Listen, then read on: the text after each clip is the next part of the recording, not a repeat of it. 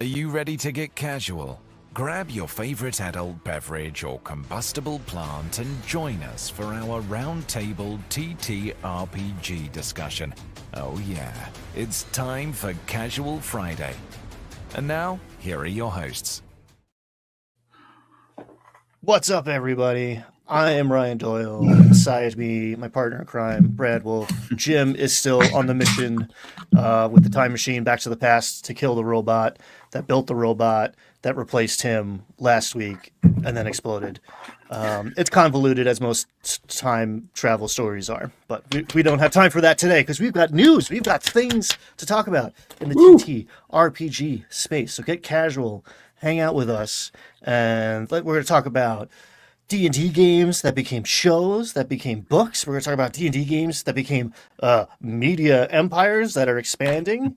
There's a leak, which is always exciting. News that wasn't supposed to get out there. Oh my god! And some cool Kickstarters from some friends of the channel, some throwbacks, some cool stuff. So let's dive right in. You got anything to start, Brad? Or you ready? You ready for this? I backed a Kickstarter this week, and I think it's one we're going to be talking about today, or at least, we'll see. That's very interesting. I have 3 lined up, and I've also backed one of them, and I've been vacillating about another one of them, but one of them I have backed. So my smart money is we backed the same one, but we'll get there. Stay tuned, folks. I have not purchased this yet. I'm a big fan though. Have you ever seen Bastard Purple Worm Kill? Yes, I've heard good things. So friends of the channel have said good things about this product, and it's piqued my interest. I'm not playing 5e outside of D&D club at the school for the middle schoolers. So I don't know. I haven't pulled the trigger to buy this yet. I've looked at it. So interesting. I don't know. This might be the perfect thing for middle schoolers, or they might hate it. For those of you who are not aware, I want to say PIT. I forget what it stands for, but it's not Pittsburgh. It's something improv troupe. Players improv troupe. I don't know, but Matthew Lillard of Shaggy fame, and also so I don't know their corporate structure, but Beetle and Grimm, the folks at Beetle and Grimm who are making dope, I don't know, executive packaged versions of 5e adventures with bells and whistles and stuff. They have a show, and the premise of the show, if you're into actual plays at all, you'll see some familiar faces filter in and out through different episodes. They take a party of level 1 adventurers and pit them against some of the most iconic big bads in the monster manual. So it is just an absolute bloodbath. Quick one-shots. Obviously, there's an element of comedy when you have a party of, level 1 jabronis who don't even have subclasses yet teed up against Tiamat or whatever. So in this book are 15 polished up versions. They have magic items. They have stat blocks. I don't know if anyone's going to acquire any magic items or get to use them for long, but it's just such a fun, right-spirited. If you're just a little bogged down in a campaign that's been going on for years and doesn't seem like it's going to conclude, or it's getting a little optimizy, min-maxy where you are, consider just blowing off some steam and getting got by a giant thing that you would have never fought otherwise. So based on your intro, Ryan, this is the book that's inspired by a show, right?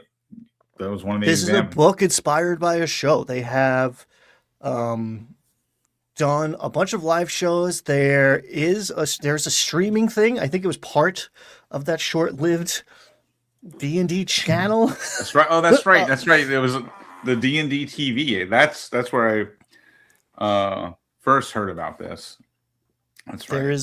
There is some on YouTube. You can watch very polished studio versions, and then like recorded live in front of a studio audience, more like improv-y feeling.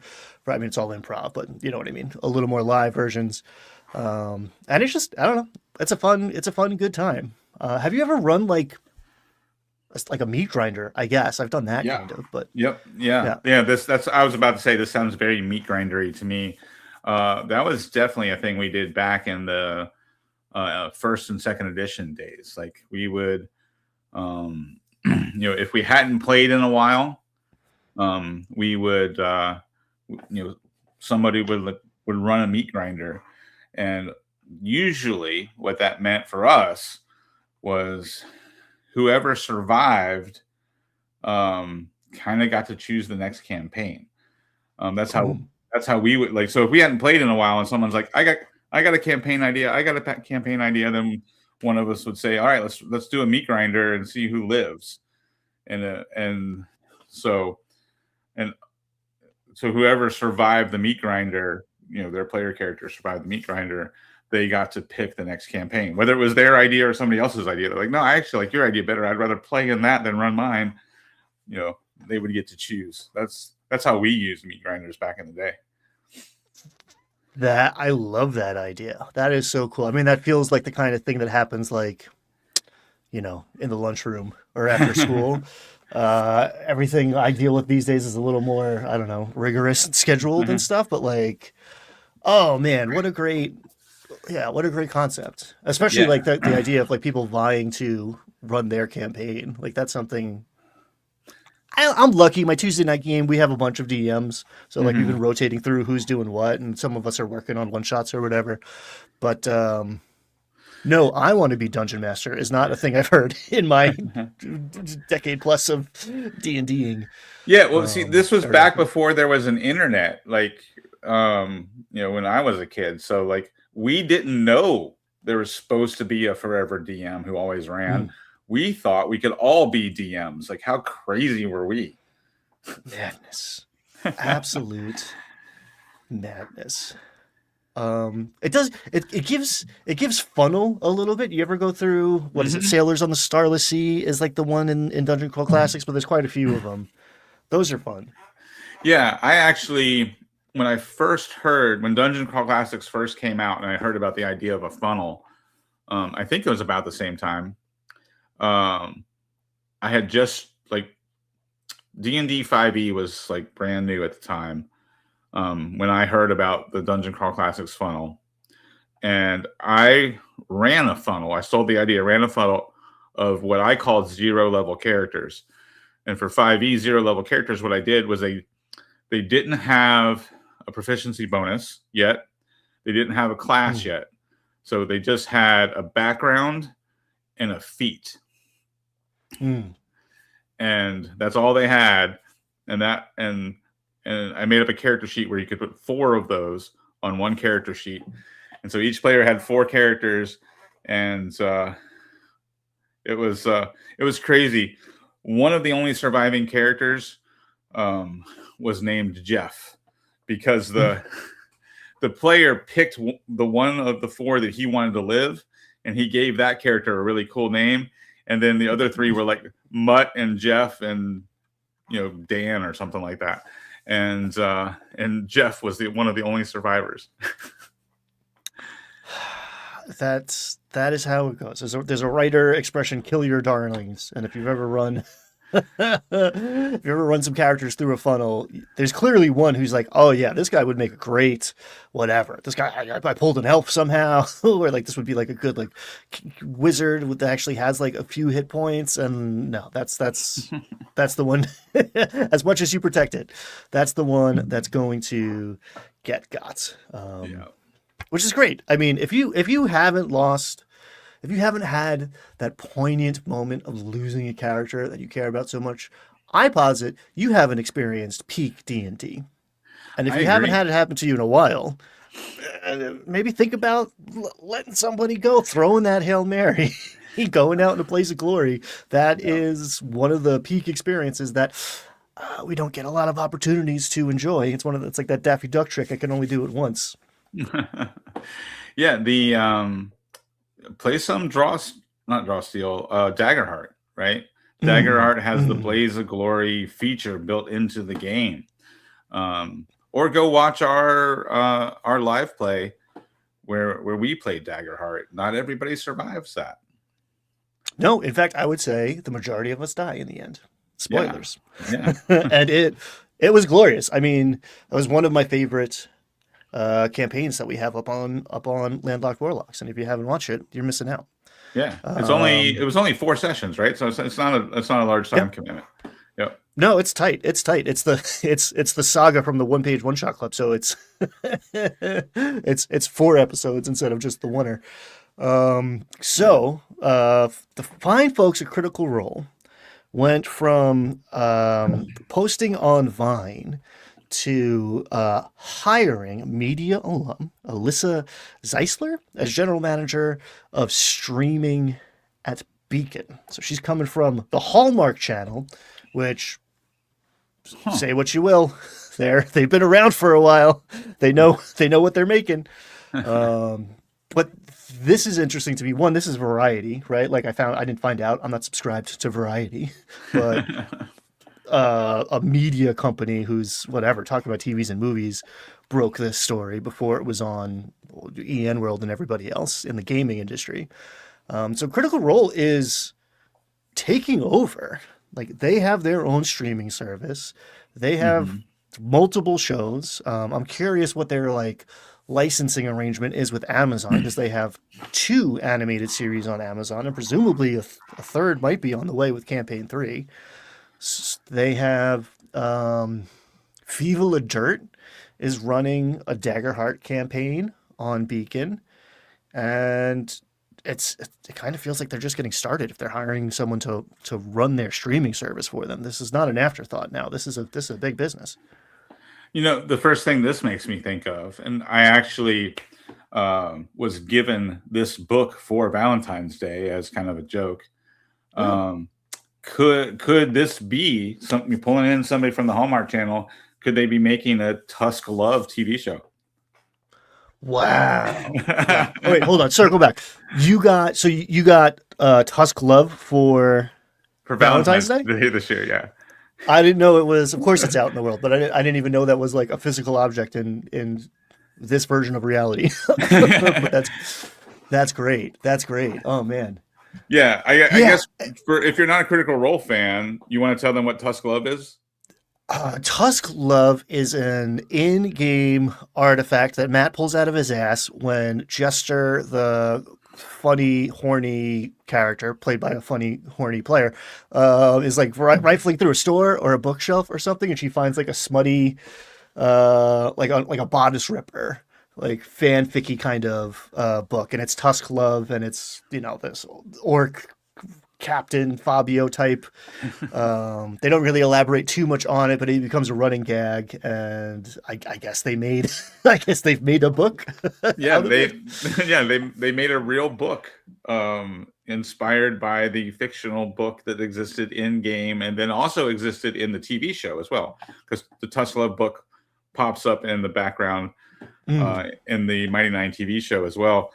But yeah, so somebody, I don't know who wrote it. I got a big laugh when I was giving it. I haven't even cracked it open. I don't know. It could be blank pages inside for all I know.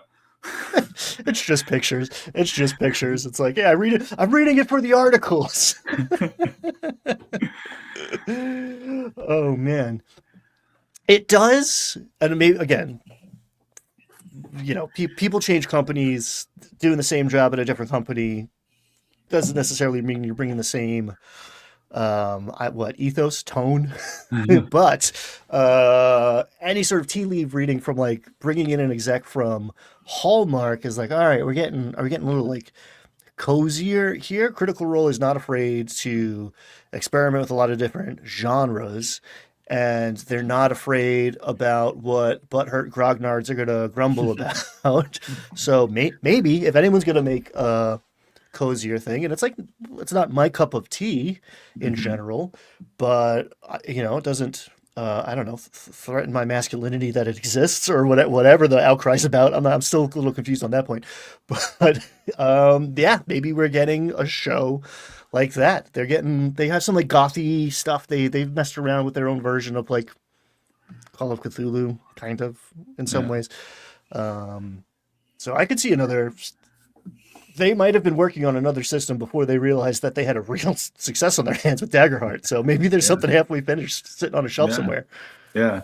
Or maybe like she just is a really good showrunner. Maybe she's just really good at her job, and they picked up on that, and maybe like a lot of us have changed, directions in our careers at times. Maybe she doesn't want to keep working at Hallmark because she doesn't want to make that kind of stuff. Maybe she wants to make something different, and producing live streams would be a very different path from overseeing the production of Hallmark Channel. Who knows? The Magic Christmas Sweater Part 3. Well, I Maybe she's live. just a giant nerd. Yeah, maybe she's just a giant nerd. I live in a town where they are a small city that still has a little bit of a movie studio here. Like the movie studio here does not run like it used to.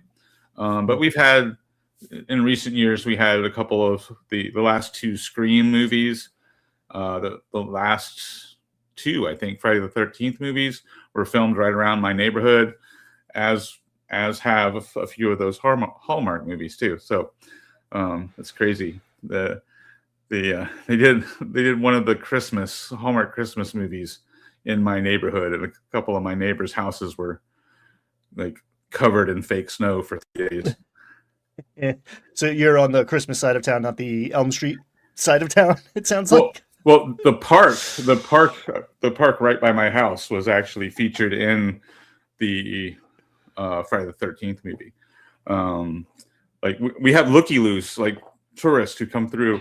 I've actually stopped and talked to one of them who apparently was a content creator. He was walking around with his phone, like shooting footage, and he was asking me, like, where did they film this scene and where did they film that scene? Thankfully, I'd actually seen the movie, so I could answer his questions. But yeah, our little city is no stranger to filmmaking here. So That's cool. That's cool. A lot of people ask me about the pit now. It's like, yes, I've been to that hospital. No, I don't want to talk about it. All right. So the leak, Paizo, who I really enjoy, accidentally published a book for a second and then took it down, but we learned what the next offering is going to be for the Pathfinder books. And it is Feybound. We're going to what they call the First World, which I really like that nomenclature. But that's a good name for the Fey realm, the First World. I like that too. yeah, even if because it's clearly older and is maybe like a draft version or like a like a bullet point, like a storyboard version of like whatever the material plane, Middle Earth. But it's also like definitely what the elves would call it, even if it isn't the oldest place. Like, no, we were here first. Like, you're a poorly made carbon copy with less color than what we've got going on over here. So yeah, player options, monsters, curses, magic. We got, see, you speak ill of the fine folk and they come slap you down, man. Those machines will get you every time. Yeah, you don't fuck with the Fae. They'll mess stuff up. Like some little gremlin just pushed a button behind my computer or something, and I had a quick failure. They'll do that, man. They will get you. I'm a huge fan of, and this is going to filter into one of the Kickstarters we're talking about, but I love the archetypal mythological stuff that really comes through in Fairy, in the Fey realm, and it's like a different vibe, I think, than maybe just the power scale or like the Avengers movie versions of D&D, the 3.5 to 4.5e 2024, whatever. Like there is a little bit of a clash. I never feel super comfortable, not comfortable, satisfied with Fey creatures and content unless I kind of step on the rules a little bit. And I'm like, nope, Magic's different here now. Nope, can't. Like that's not how this works because you're playing by their rules now. It's like what Doctor Strange is cool, but when a wizard shows up in the middle of like, there's gods and Iron Man, and then it's just like, oh, there's also this. Like it's just one too many things. I don't know. So I like a little more of a focused offering in my Fey books. I agree. I think the Fae should be kind of the coolest and most twisted and most mysterious aspect of your D&D campaign.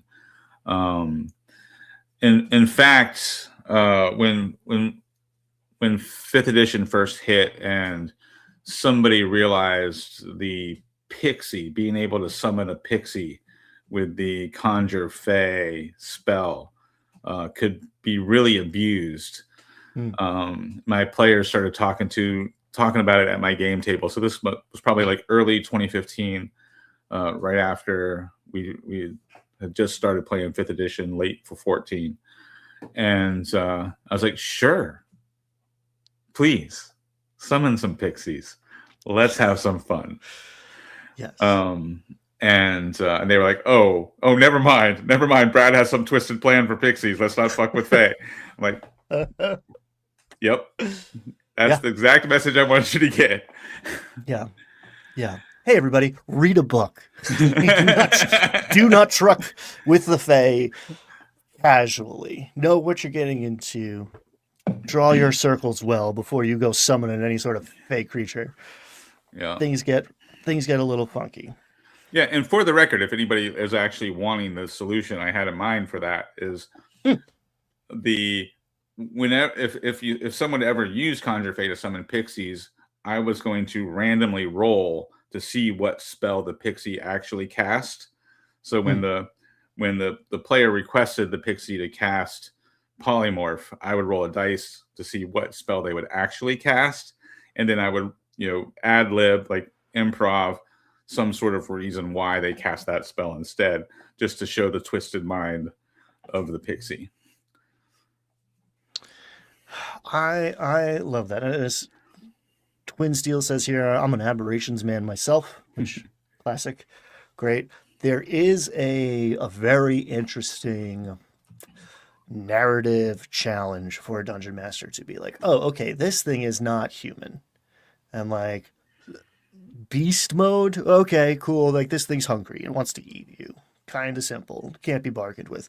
This thing comes from another plane of existence that has more dimensions than this one. It's like, okay, cool, how do I put myself in the mindset of that aberrant whatever, this aboleth that has the memory of every generation that came before it and is like mucusy. It has trilateral symmetry.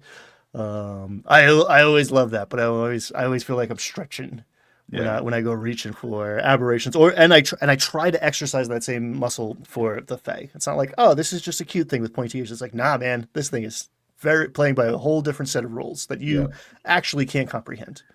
Yeah, I try to use Fae and aberrations sparingly, and when I do, I always try to dial up the creep factor in one direction or the other, right? Like, I think aberrations and Fae should feel as alien as possible, and that's always my goal. So I will use random tables. Like if I know I've got a big bad who's an aberration or a big bad who's Fae, I'll make a random table for them and their abilities, and try to come up with an explanation later. The explanation is always because they're weird. if you can't come up with a reason why they just did this random thing that you just rolled, it's just because they're weird and they're not from here. And that is one of the reasons I really enjoy tables. If you know anything about me, it's in the name, folks. I like emergent generative tools like that because it actually if you're doing it right, it feels like the aberration or the Fae is making decisions. It's like, you all saw it. That wasn't me. It makes sense, but I don't know. I could not have decided that. It's only in retrospect, looking back at what just happened to you, can we find the narrative. And that, oh man, yeah, that's the best shit for me. Speaking of weird, aberrant, Fey touched mythology, and a very interesting way to randomize. Well, I think it's going to be in this. It's in the DNA. Kickstarter. Opening soon. Oh no, live and kicking this one. Dragonbane's Trudvang. You practiced. You practiced that. I didn't. That was off the cuff. I was right. actually debating whether or not I was gonna even remotely attempt saying it. We've got a world that they've been working on for 20 years. Plus those Swedes, it's changed hands a couple times. Free League got their hands on the rights. Some of the OGs are coming in. And do you like weird Nordic dark forests where the sun comes out for about an hour or two and then the trolls come back out? You might like this. You ever dabble with any Dragonbane? I have not, and I'll be completely transparent. It's because it's a roll under system. The only roll under system I really enjoyed playing, back in the day in the 90s when we were trying to play every RPG that came out, which was hard to do because there's a bunch of them that came out in the early 90s. And they're still making them. They actually didn't stop. It's crazy. Yeah. Our quest failed a long time ago, especially once we all got accepted to college. Our quest failed pretty hard. But late 80s, early 90s, we were playing the Top Secret, the second edition, the Top Secret SI, I think it was called. It was a percentile die roll under system. It was a James Bond themed, like near future spy game, and we played the hell out of that game. It was a fun game, but that was the only roll under system I really got into. And I think it was because the way the roll under system worked with your 2 10-sided dice, it also gave you a hit location on your target. Oh, interesting. Yeah, so like your ones place was also your hit location. So because in a modern RPG, all your targets are humanoid, right? So they had a 10 slotted hit location for the human body, and if your skill level was high enough, well, whatever your skill level was, you could bump it to hit a more effective area. So like if you rolled a 9 that was a leg, but you had a skill level of 3, you could bump it going the other direction to a 0, which was the head, right? So you had 0 through 9. So I think for me, it was the cool hit location system that got me past the roll under. Other than that, I haven't really gotten into roll under systems. It's very hard. I like them as left brain, logically, game designery. It's like, ooh, it's exactly the same thing. This is Limbo. It's one less step of math. It clears up some cognitive load. Say the D100. Oh, we can like perfectly dial in and intuitively understand the probabilities at play here.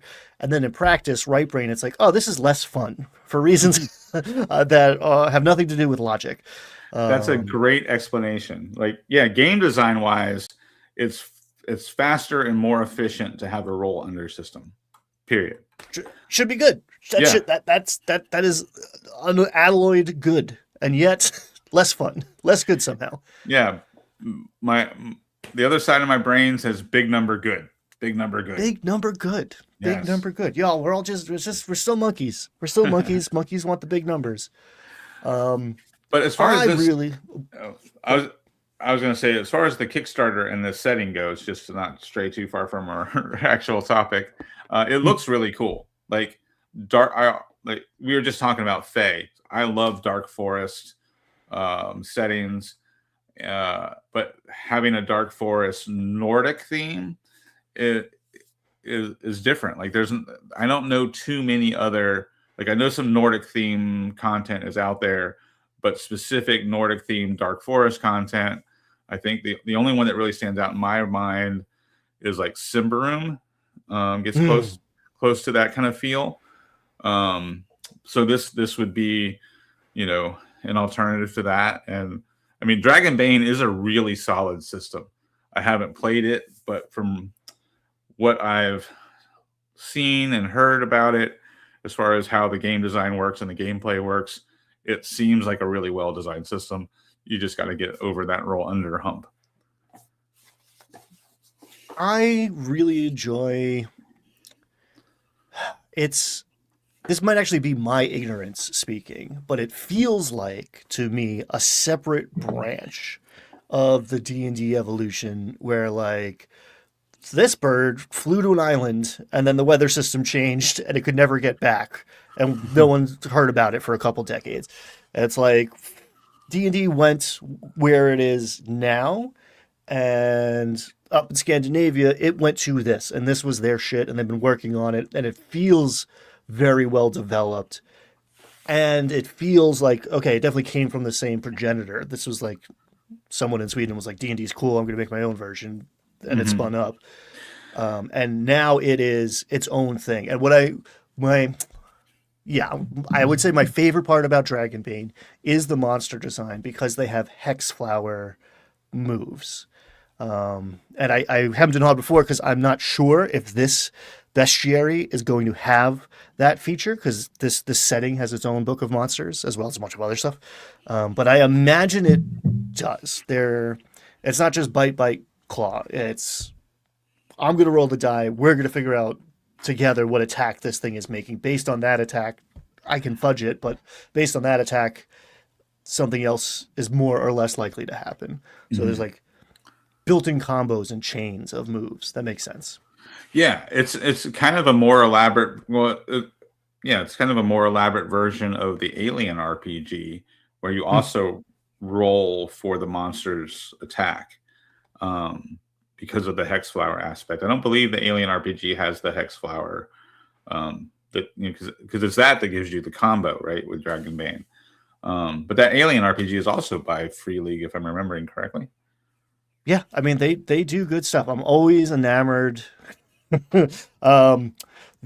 In my friendly local neighborhood game shop, he sells a lot of things, but the books are right by the door. So like I'm already looking at the thing I'm gonna have to struggle not to buy before I walk in every time I go there on a Tuesday night.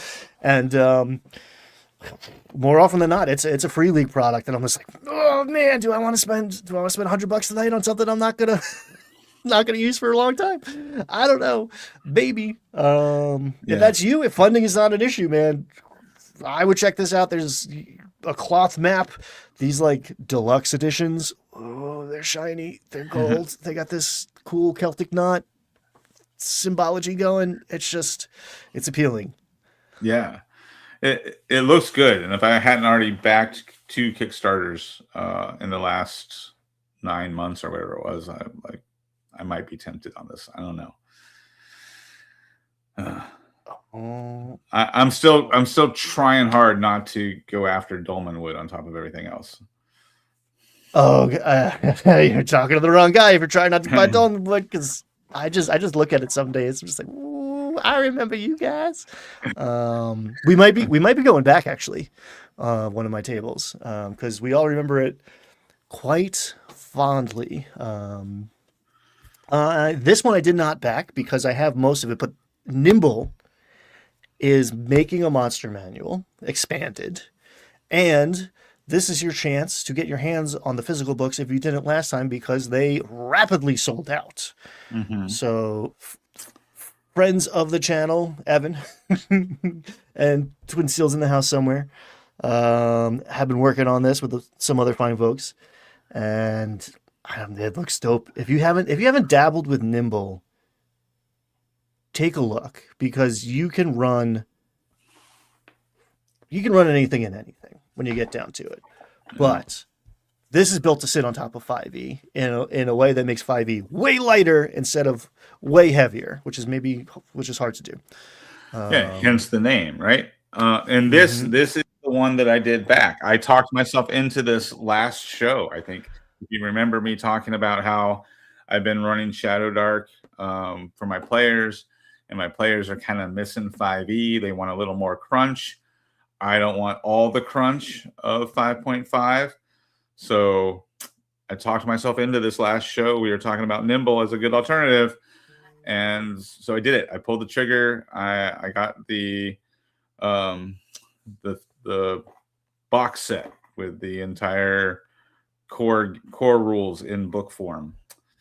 So I did it. Sick. You're going to enjoy it. As all these fine, Jordan's up in here. All these fine folks. Judd is kind of went all in for a long time. He got me to sit down and play a couple times, and yeah, man, you can run that with the stuff you know and love and is maybe sitting on your shelf already.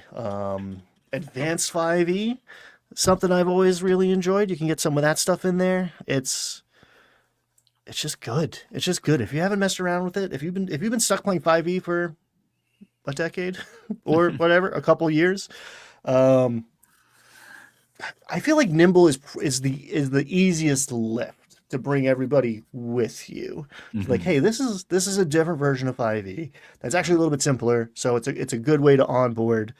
Try to take that first step to Yeah. play anything else.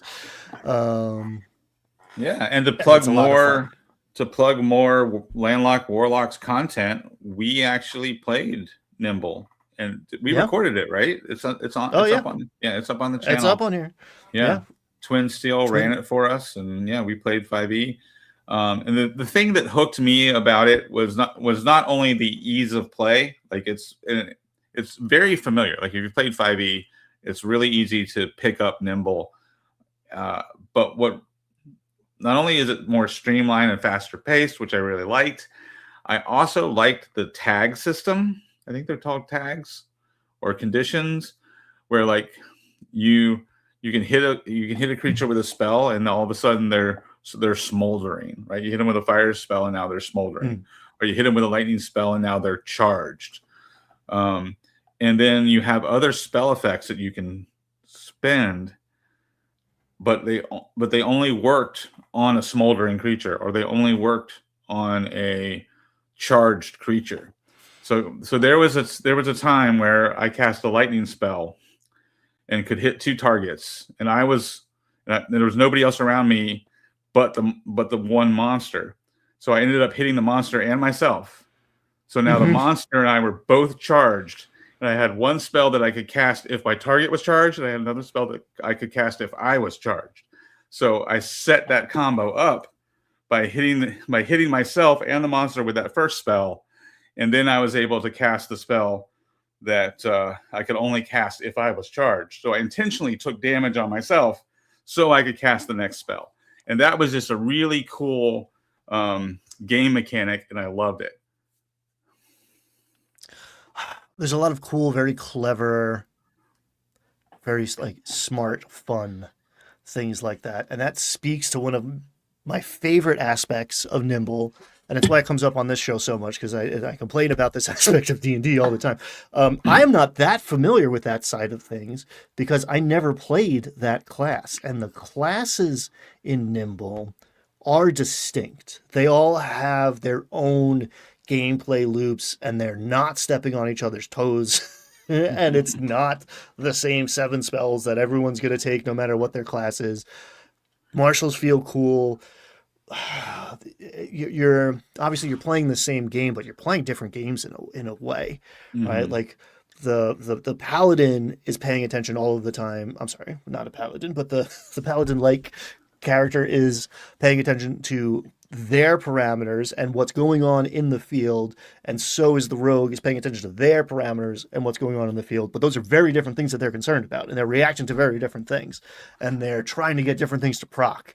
And once you start to figure out what other people are doing, you can start to synergize between each other, because it's not just like who can cast fireball the hardest, fastest, whatever.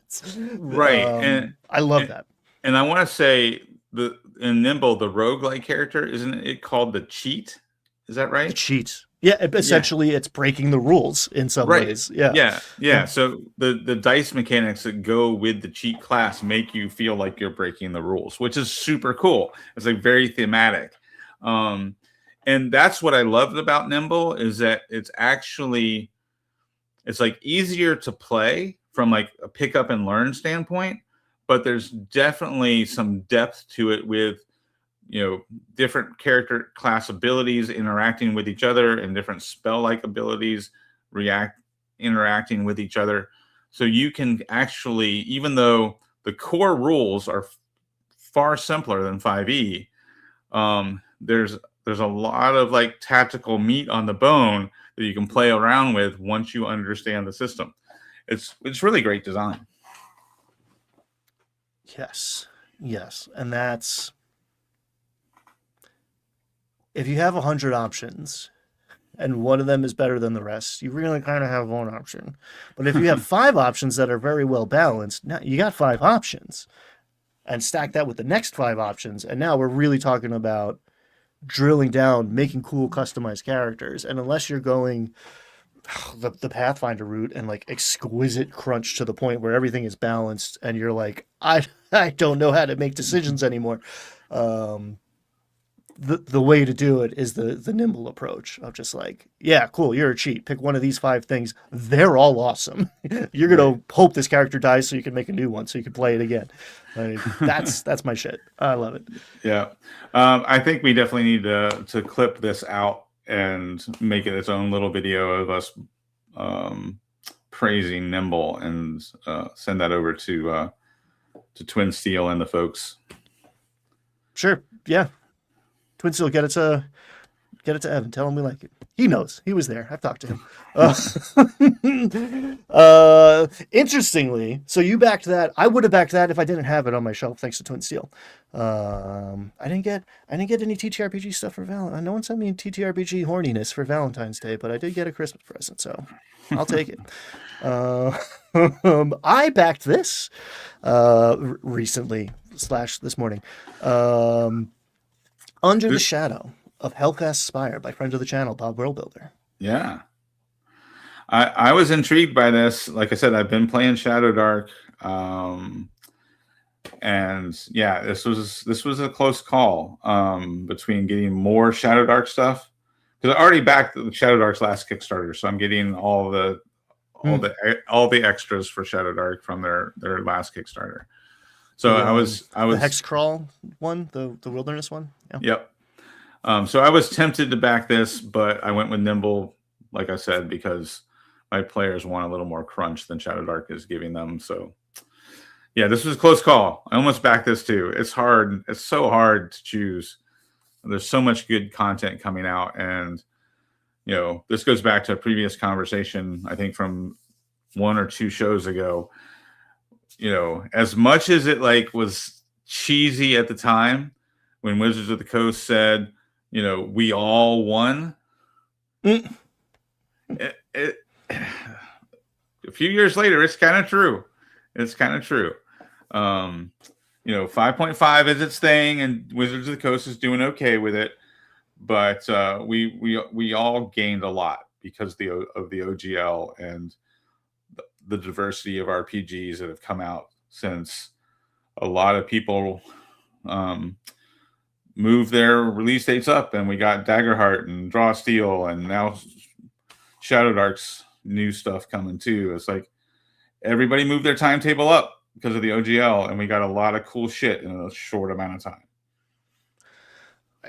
I say it so often that I try not to say it these days, but we are in a golden age. There's so much cool stuff from so many cool people that are intermingling. I have the problem that you seem to have, where like my players want more stuff.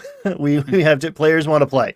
Players want to go and tinker on an app in the bathroom and change their character 100 times.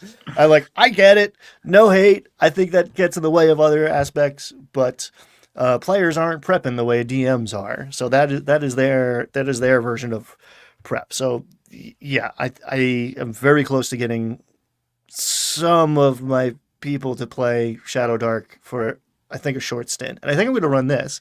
And even if I don't run this in Shadowdark, like adventures are fungible in my mind. Like, oh yeah. And this little dude, it's a zine, right? It was an easy lift, right? Like I am in the world of like when I think there comes a point when you're like something shows up on your doorstep and you're like, "Ooh, I forgot that I backed this." That's when you go look in a mirror and you're like, am I doing this too much? Should I slow down on the Kickstarters? So like I reached that point and have been a little more judicious in my spending on Kickstarter. But Bob's a great dude. This is a zine. I threw in his delve. I wanted that. Again, I'm a table man. He's making tables. I meant to get that, and that was in a moratorium of backing stuff. So here we are. We get a couple new classes that you can run. We got some new monsters. We got magic items. We've got a Hex Wilderness and then a dungeon. So everything you need, nothing you don't. Just cool, fun stuff. I helped Bob like stress test, play test something that he ran. I think he ran it for Green Dragon Con. But I played a Bob World Builder adventure, run by Bob World Builder, and I was like, oh, this guy knows what he's doing. This is good stuff. So I gladly threw a couple bucks his way, and I'm getting the physical copy of this coming. And I think you should think about it. You should think about. You're talking me into it, Ryan. I'm actually pulling up the Kickstarter now. You're gonna make me spend more money. This is not. I am not an affiliate. I am not getting a cut of this. I'm just speaking my truth. Right. But you can wait. You can wait till I get it, and I'll tell you if it's good. But I think it's gonna be good. Yeah, I know. He's got some free samples. Yeah, Bob does good work, man. Yeah. Yeah. I think I'm gonna back this shit. All right, let me see here. I got it pulled up. I'm looking at it. my mouse fingers feeling itchy. Well, sleep on it. I don't want to twist your arm too much. Let's do a little catch up. What do your TTRPG exploits look like this week? Did you have any? I know you were in a drought there for a second. Yeah. So my Monday night, I've got a Monday night Shadowdark game that I'm playing, and we played finally this week, and it was really good. I've got a friend of mine who's been gaming for a long time, and we always said we were going to game together, but we never have. She played a lot of 3.5 and is currently playing 5th edition. So this was her first time with Shadowdark, first time playing with me as a DM. Well, this campaign is the first time she's playing with me as a DM. So this was like our 3rd session, I think. And then there's a brand new player, and then one of my kids, my 22-year-old, is playing as well. And they've been a little caught off guard, but I think mostly pleasantly surprised by the amount of world building I'm letting them do. So I put one of the characters from their backstory in the session, and they found him and fought him and killed him. And it definitely could have been as simple as they're like, yeah, this was the guy who, who killed my grandmother, or whatever the backstory was. But they built on it and set me up for more. They're like, no, this was the guy that held me while they made me watch my grandmother get killed. this wasn't the person who killed my grandmother. That person is still out there. So I'm using their backstory, and then when they run into it, I'm asking them for more information. So they are doing the world building. They are creating the villains as we go, and it's been really fun. Yeah, that is the best if you've got the bandwidth. Yeah. God, I love stuff like that, and it's always interesting to sit down at a new table or to bring in new people, right? Like I love bringing in like brand new people, right? Starting from zero who have no preconceptions, but like sitting down with somebody who's been playing for years, who you've never played with, they're walking in with a whole host of moves and ideas and assumptions that you might not share. And that is like the best way to learn, is to play with other people and say like, oh shit, okay, cool, this is how you are used to doing it. Or you get to surprise them, which is always nice too. It's like, oh, this is how I do it over here. Cool. It's like you get a new ingredient to mess around with. It's always lovely. Yeah, it was really clever. The villain they had picked out was a gnome with one red shoe and one green shoe. And so it's a Tom Hanks movie, I think. Yeah. And the man with one red shoe, yeah. Not a very good Tom Hanks movie, but one I've seen way too many times, because that was back when like HBO showed the same movie like every day in the summertime. I was a kid, saw that movie way too many times. But yeah, so gnome, one red shoe, one green shoe. And so they found this gnome. I role played them as a total jerk. Of course, they got into a fight. They killed him. But that's when they were like, no, I remember the shoes because I was looking down the whole time because I didn't want to see what the other gnome was doing to my grandmother. That's why the shoes are burned into my brain, is because I refused to look up while they murdered my grandmother. So that person is still out there.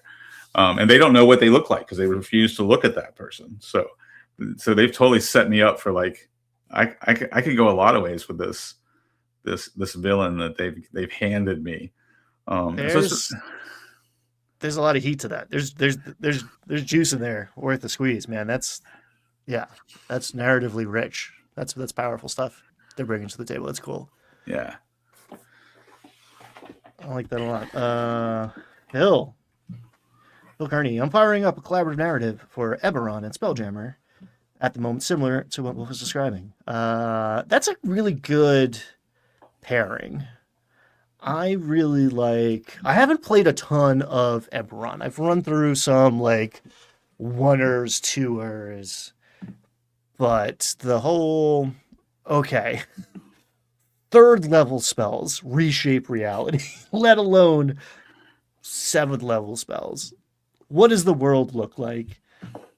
It ain't rolling pastures of sheep and wolves in the forest, right? The world looks different, and it looks like Eberron. And like, yeah, how long does it take Eberron if they pass through the great filter to get some Spelljammer shit out there? Yeah, well, that's what I really like about both Eberron and Ravnica. Both of those settings take the concept that if magic existed and there's enough magic users in this world that can alter reality and create these powerful spells, that would totally transform the world itself. It would be like the Industrial Revolution, right? If magic became as ubiquitous as it is in the Forgotten Realms, there should be a magical revolution, like a change in how the world functions, because magic is now part of our daily lives in so many ways. And Eberron and Ravnica do a great job of capturing that. Like Eberron's more of like on like the upswing when things are really good, and we're building lightning rails and we're doing all sorts of cool shit with magic, and we're building massive cities, where like Ravnica is more of like, okay, everything has devolved into this weird like 10 faction thing, where like what used to be actual practical roles to run this giant city have now devolved into the almost cargo cult like mentality of these 10 factions. So it's they're both very interesting takes on that idea that magic would fundamentally change a culture and transform the world around it. And chat's popping off, very distracting, and I love all of these ideas. Yes. Okay. So Twin Steel is saying red cap, which is also where my mind went. I said it earlier. I love weird fae stuff, and red caps are dope. Just a weird little dude who's gonna murder you, who has his boots weigh more than he does, and he's gonna kick your teeth out with them, because that's what he's gonna do. And if he dies, someone else is gonna pick up that red cap and become him and soak it in your blood. That's just why. Because I don't know what. No, this is beyond reason. So you get that one for free, Brad. I don't know. Come back in a couple weeks and tell us how that. Write that down. Yeah, it's Skirples. If you haven't checked out the Monster Overhaul, it's dope. If you're running old school anything, it's got good bones. If you're running any version of a fantasy role playing game where monsters get fought, all of your favorites are there with flavorful nuggets in tables you can roll on, my favorite. And it's just great. What makes this Sphinx different than the last Sphinx? And what are Sphinxes about? Get the Monster Overhaul. I have not really dabbled with Magic Industrial Revolution, because I don't run too much of that stuff, because I find it a little. It's funny. It's more in line with what D&D is like these days, because rules is written. It takes like 3-4 weeks for these farmers to become powerful spellcasters that are calling lightning bolts down on their enemies. Like, we're talking about, you grind a little bit, have a training montage, take a nap, boom, here we go. Level 8.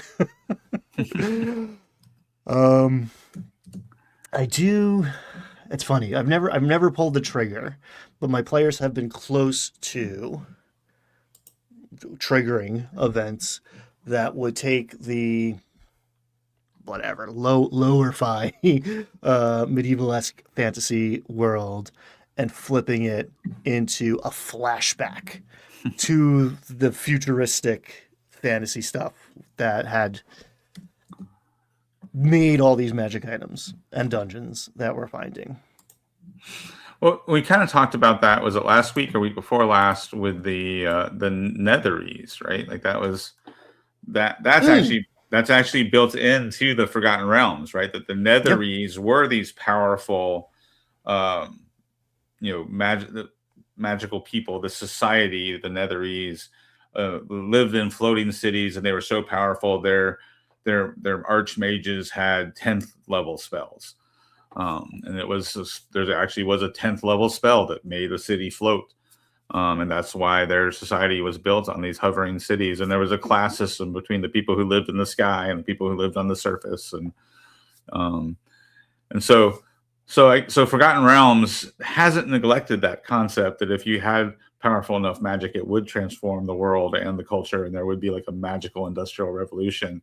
It's just in Forgotten Realms, it's all in the past. So that kind of flavors Forgotten Realms as almost post-apocalyptic, right? Like post-apocalyptic, but then the environment has recovered, and the new societies have grown up on top of the recovered post-apocalyptic wasteland that happened after the fall of the Netherese. So I wasn't thinking about that when I said Forgotten Realms hasn't considered that idea. They have. They just put it way back in the past. And that explains why you have so many dungeons full of magical artifacts. And that's Jack Vance's fingerprints, I think.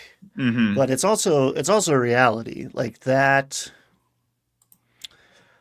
there were ancient Egyptian archaeologists in what we consider ancient Egypt, right? Like, in reality, there have been cultures doing ridiculous shit that like arguably we still don't quite understand. But like we think we're hot, like we're pretty new at this. And someone built the pyramid. Like Cleopatra is closer to the iPhone than the Great Pyramid. And there's a lot of evidence that that pyramid's actually a lot fucking older than the official date. So yeah, man, just like that the classic trope of delving into a place with weird guardians and traps that are conforming to rules that we don't understand because that's where the treasure's at and that's where the magic's at, right? Like those guys figured out how to cast magic. They figured out how to stick it into a gun and make a wand of magic missile. And they shot each other enough so that no one else remembers and we're back in the Stone Age. But there's some of that stuff laying around. That is like my classic formula for world building. Just like you think it's post-apocalyptic. I mean, you think it's medieval, but it's post-apocalyptic says it's both because time is a circle or a spiral. Yeah, if you want a kind of interesting book series that kind of flirts with those concepts of like the potential of an industrial revolution versus the rise of magic. So in these books, it's kind of both are happening at the same time, right? You have like this kind of like this world that's kind of like in the middle of an industrial revolution where they have like trains and all that sort of stuff, and but yet then there's this cataclysm that happens that brings magic back into the world. Like ancient magic is returning to this kind of industrial revolution age. The Magic and Machinery series by John Messenger. He's a friend of mine, and he's a pretty prolific writer, and that series kind of fits nicely in this conversation we're having about like the evolution of culture and technology in a society that also has magic in it. So it's a cool book series that you can steal some campaign setting ideas from. John's a really cool guy. We've played D&D together for years. But like somebody else who is not here today, like Jim, John is a pretty prolific author. And is also sent back in time to prevent the apocalypse that stops the magic items from being produced. I'm going to check that out. It's funny. My brain was like auto completing what you were saying. And I was like, kept thinking of different, like, that sounds like Game of Thrones. That sounds like Avatar. I like the Book of Korra. Not better, but it is cool to take a world, present a beautiful, well-constructed piece of world building, and advance the clock and consider how things would change politically, technologically. Yeah, that's always impressive, and they did a good job. Say what you will. Yeah, so this is like early post-industrial revolution kind of setting, and the main character is an investigator who, up until the first book opens, he has always proven magic to be by charlatans. Like he's an investigator that proves that magic isn't real until something happens, and then we realize that in this world magic has just returned and it is very real. It's a cool I think it's a trilogy if I'm remembering right. But yeah, John Messenger. Dope. It is later than it seems, folks. We got to chatting. Usually we fly through when we're missing somebody, but I don't know. I think maybe we stopped shorter rather than start the next leg because we had a meaty creative project, but I don't think we're going to do it in 10 to 15 minutes. I don't think we're making a dungeon in that amount of time. Yeah, let's do that next week. So next week we're gonna take a look at how to rapid fire build an adventure, build a dungeon, and to do it quick and spontaneously. Yeah, we got something you could do resources. Yeah. Something you could do like 30 minutes before your players show up. You're like, oh shit, I haven't planned anything for tonight. Oh, yep, I got these tables. I got these 2 books. How can I steal a bunch of ideas real fast and mash them together? So, and occasionally that like organically grown, certified, au naturel dungeon design. Creates the best stuff, and we'll give you a lot of surprises and allow you to kick things to your players too. Just like, I don't know, what do you think that means? Why do you think that's there? And now you're just like an awesome dungeon master and not someone who failed to prepare for the session. What? No, never. I never did. I'm sorry. All right, everybody. I hope you enjoy this weekend. I hope you play some awesome games, get some dice rolling, and take care of yourselves. And we are out. We'll see you next week. Thanks, everybody.